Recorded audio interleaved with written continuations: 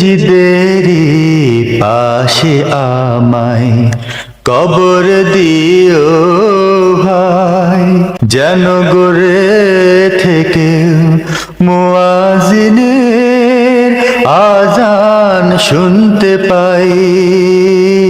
আমার গোরের পাশে দিয়ে ভাই নামাজিরা যাবে, পবিত্র সেই পায়ের ধ্বনি বান্দা শুনতে পাবে।